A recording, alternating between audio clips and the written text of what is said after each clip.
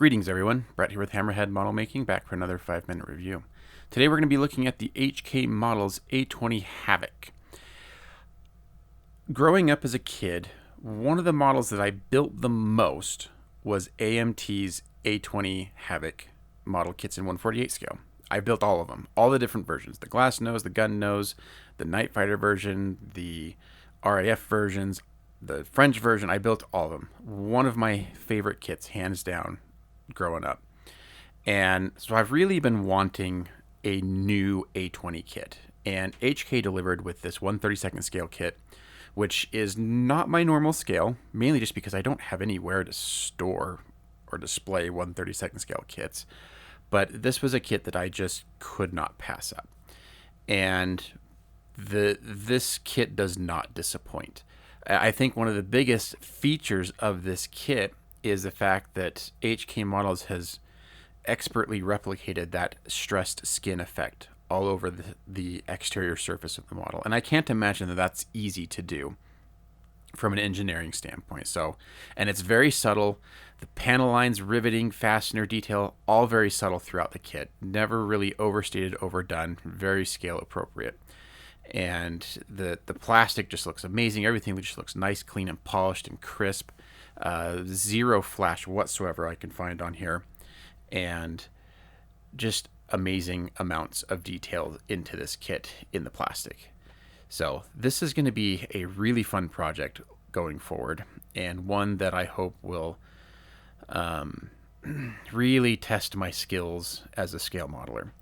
Here you can see the instrument panel and just how nicely and finely detailed it is.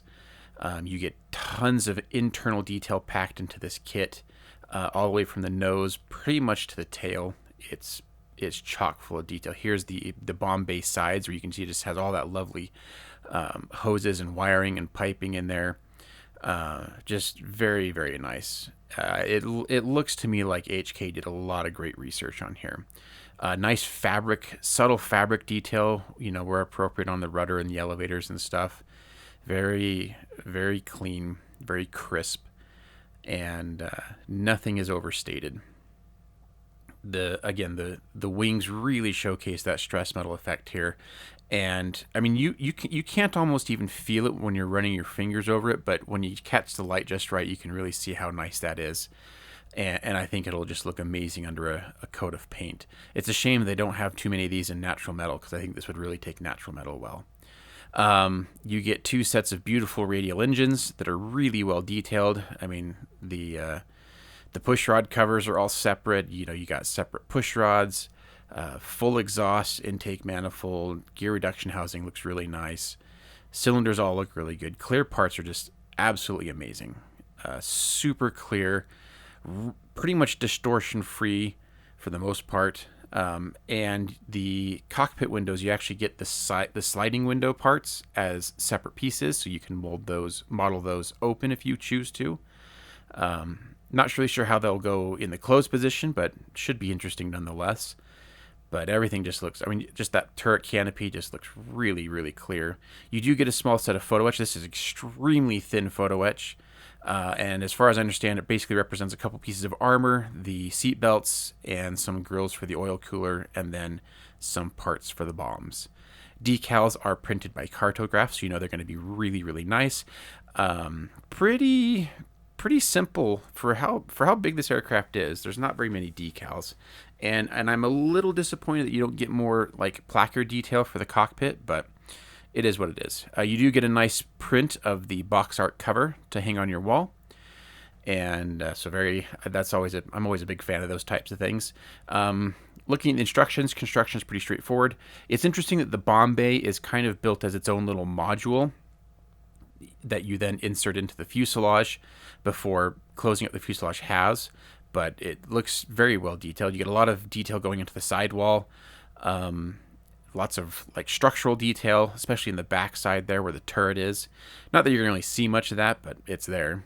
All the sub-assemblies get put together. Here you can see how those cockpit windows work.